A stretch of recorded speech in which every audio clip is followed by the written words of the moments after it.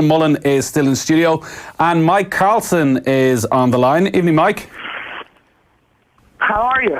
Very well. So, just over 3 weeks to go. It's come around quickly for the new NFL season, and we want to talk about a couple of the more interesting stories of the off-season. One of them is that of wide receiver Antonio Brown, who was moved from the Steelers to the Raiders, and on his day, Brown, one of, if not the most talented player in the league. Since he was drafted by the Steelers back in 2010, no players amassed more receptions and receiving yards than Antonio Brown. So how is he settling in at the Raiders? About as well as he was when he left the Steelers last year. You remember last game of the season, he just said he didn't want to practice the day before the game and see you on game day, and they said no thanks.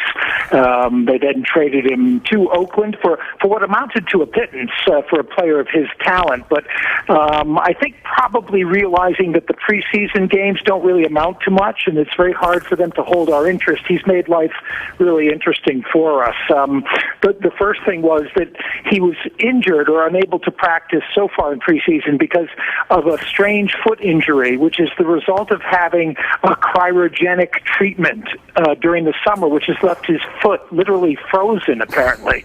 Hard to make sense of this, whether the photograph is up in front of us. Eternal life for his feet, but I'm not sure about that. Then the second thing came. The NFL is requiring all players now to wear a newer kind of helmet, which has better protection against shocks and therefore concussion. A lot of players wanted to keep their old helmets, and last year they were grandfathered in, so they could do it. But Antonio Brown now was saying that he wasn't going to play until he was allowed to wear his old helmet, which the league won't do. It's not a team issue; it's a league issue, and apparently he's now given in on that one and will practice as soon as his foot is thawed out or whatever else is wrong with it. But in the meantime, he's being sued by a professional football chef who he hired a couple of years ago. He rented a house at the Pro Bowl, brought in his own chef, invited 40 or 50 people to stay with him, paid the guy whatever the down payment was, and then left owing him $38,000. He offered to give him that value in social media boosts, which would be a great way for any of us to get through life. You know, it's like, come and stay with me and cook for 40 people for a week, and then I'll mention you on Twitter once or twice, and we'll call it quits. I wish I could do that. But anyway, the guy is suing him in court now, so that shouldn't interfere with his football career once his foot lets him back on the field, but it's just another distraction, and it keeps it entertaining with him. So a quiet off-season is what you're telling us for Antonio Brown. Yeah, well, I mean, somebody has to do something to make it interesting. You know, what we used to call the exhibition games back in the good old days, they now call them preseason games, are, not meaningless in the sense that the teams get value out of them because they're trying out new players and seeing what they can do. But from a fan's point of view, they're somewhat disappointing, which is why the league is trying to cut the preseason games down to 2 and add 2 regular season games to the schedule. But that's not necessarily, especially from a player's point of view, the best solution. Is punishing yourself for 2 more games. But what is a possible solution without adding games would be what some teams, more and more teams now are doing, what they call joint practices, right. What we used to call scrimmages, where the teams practice together in almost game conditions, but it gives them a chance to protect players better and use them better. And if you have anybody listening who wants to be paid with exposure, have them give me a call. We certainly will, or they can get you online, I'm sure. So just on the Antonio Brown that the Raiders are getting, you look at him and there is no doubting the talent that has been there. He became the first player in NFL history to have more than 1,000 yards receiving and returning in the same year. 2013 became the only receiver in NFL history to record 5 receptions and at least 50 yards in every single game of an NFL season. He's a guy who has broken records. He led the league in receiving yards in 2014 and 2017. Is that Antonio Brown gone forever, or can they rekindle that at the Raiders? I think they can rekindle it. You think about what they did last year. They got rid of Amari Cooper partway through the season for a first-round draft pick. They replaced him with Antonio Brown, and I think they gave the Steelers a third and a fifth or something like that. So that was a good deal all the way around. And Brown is, to me, an old school receiver. The classic blend nowadays is guys who are long, tall, long strides, long arms, can fight for 50-50 balls. Brown is more old school. He's a guy who gets himself open by running very good patterns, by fooling defenders, by getting past them with a move and then outrunning them. He has great hands. His replacement at Pittsburgh, Juju Smith-Schuster, is more of that kind of big receiver who's in vogue now. And Pittsburgh, I'm sure, didn't think they were going to miss Brown that much, or he wasn't worth the trouble, shall we say. But I think in Oakland, Jon Gruden, last year's new coach, with his offense, he's perfect fit for that. Derek Carr likes to throw a lot of shorter stuff, and Brown will be open on a lot of that stuff. He's fearless going over the middle, which is really important in that kind of offense. He's great with the ball once it's in his hands. I mean, he's a tremendous player. And if you think of football as a somewhat anonymous game for players apart from quarterbacks, the one exception to that rule really are wide receivers and defensive backs, cornerbacks, because when they're split out and they're isolated on the field, it's really a mano-a-mano kind of situation, much like basketball, where you're going one-on-one, and it's a thing, I'm in your face, I'm going to beat you, you're not going to beat me.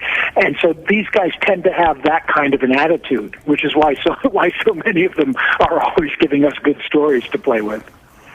And just in terms of the Raiders, Mike, perennially one of the most storied franchises, but always one of the more troubled ones as well, it seems.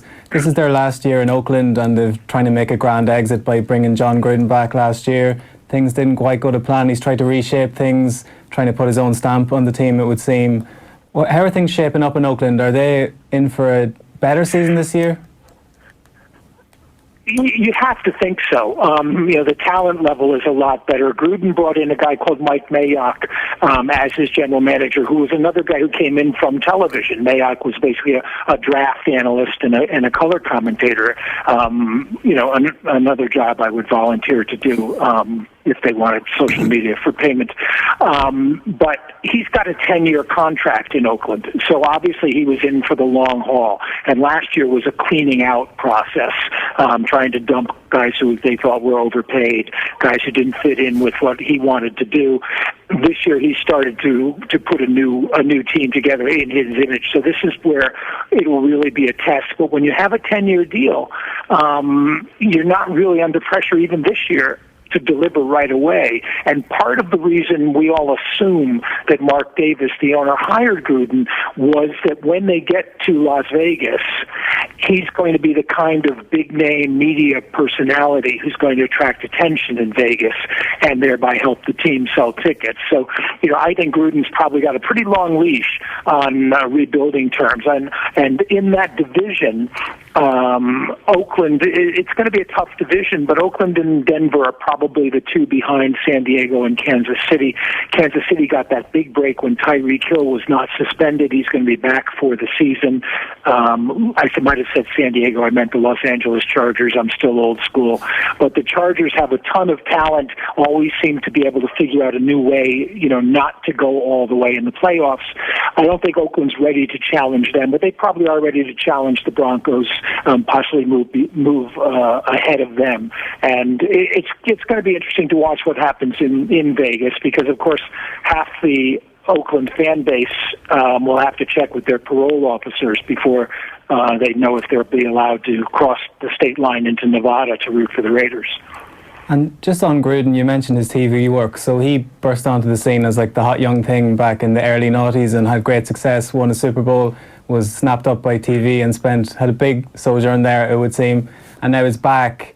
And we've noticed, it was interesting you mentioned the dual scrimmages with other teams, like Sean McVay had the Rams in with the Raiders in this off-season, and it seems to be a trend with Cliff Kingsbury and these kind of guys, younger, progressive thinkers. Is there any sense at all that the game might have passed Jon Gruden by in the time he's been out of the game? that's a really good question, and it's also one of the things that a number of really sharp analysts were thinking about last year. I think that he probably realized partway through the season that he would have to do some catching up in those terms, and the modern offenses were something he'd have to learn. He'd have to get away from. He's a sort of classic West Coast offense guy, and the thing with like Cliff Kingsbury and bringing these college offenses in is that a lot of teams are actually using elements of that already, not least the Patriots, and in the West, back to the Wes Welker days. And Wes Welker played at Texas Tech where Kingsbury was a quarterback. So that those concepts are spreading around the league, and it's becoming a real passing first league. And I think that won't bother Gruden, but I think he will have to adjust his systems to that. And among the things are, like last year, they were trying to go with Marshawn Lynch as their power running back and build a power running game, and that didn't work. In these kind of offenses, your running backs are almost primarily receivers, and you're using a lot of run pass options and things like that mean they have to be involved as receivers as well as runners. So I think Oakland's one of the interesting teams to watch, but I don't really think it's going to all click for Gruden this year. And Cliff Kingsbury and Arizona went out, and Kyler Murray, the first-round draft pick overall, played one series and completed 6 of his 7 passes. And that sounds exciting, but again, it's preseason, and you don't know what defenses. Well, what you do know is that defenses aren't game planning to stop him. They're just showing very simple defenses to see what players can do and not give too much away about what will happen in the regular season. Mike, just before you go, we have a text in, following on from our Antonio Brown conversation, asking you to give your top 5 talented troublemakers tolerated by franchises in the NFL. Very much put on the spot. I'm wondering, is Antonio Brown a troublemaker history, or just a pain in the ass? In history or current? Odell Beckham would probably be top of the list. Not only did the Giants bend over backwards to be nice to him, but he then left saying that they hadn't done anything for him. Randy Moss would be another. And again, what you've got, Rodney Harrison of the Patriots would probably be another. What you often have is you just have to move into the right atmosphere on a team to make that work. I know a lot of troublemakers who weren't accepted by their teams, and those names are all jumping into my head right now. But none of them went. You could say Steve Smith in a sense, another receiver, but Smith was more combative than trouble. He was not trouble off the field or in the clubhouse. He was just something. Vontaze Burfict, the linebacker for the Bengals, who's now gone to the Raiders, where his defensive coordinator at Cincinnati is the defensive coordinator, Paul Gunther. Burfict was suspended virtually every year of his career for foul play on the field, but teams would put up with, or the Bengals would put up with it because that was okay. You can go back through the Bengals' history and find other guys too, because they often took risks. A guy who's got what they call in the NFL character issues is often available as a bargain, either lower in the draft than he should be, or released by his team who couldn't cope with him any longer. And so teams are always willing to give talent a chance. It's sometimes to a really embarrassing level when you're dealing with some of the more serious offenses we've seen in the past few years in the NFL. And Terrell Owens, Mike, someone who made it into the Hall of Fame last year quite late, by modern standards. To what extent do character issues like that, or like Antonio Brown's, affect Hall of Fame candidacy, and just how players are perceived in retirement? That's a really tough one because the group that votes for them are sports writers, and so they're often willing to give players a break on certain things, but not on others.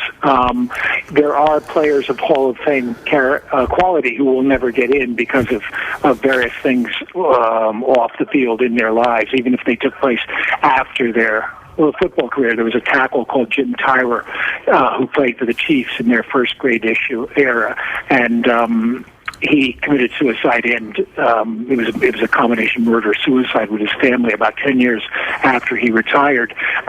With what we know of CTE, I would go back and sort of possibly revisit Jim Tyrer, and look at him more as a victim, as well as a criminal, but he's never going to get into the Hall of Fame.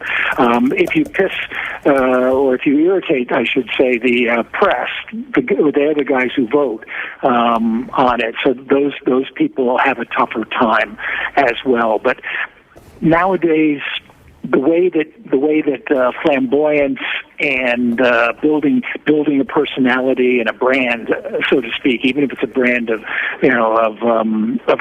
questionable character, not role model necessarily. I think that trumps everything nowadays. Mike, great stuff. I'm sure we'll check in with you before the start of the season.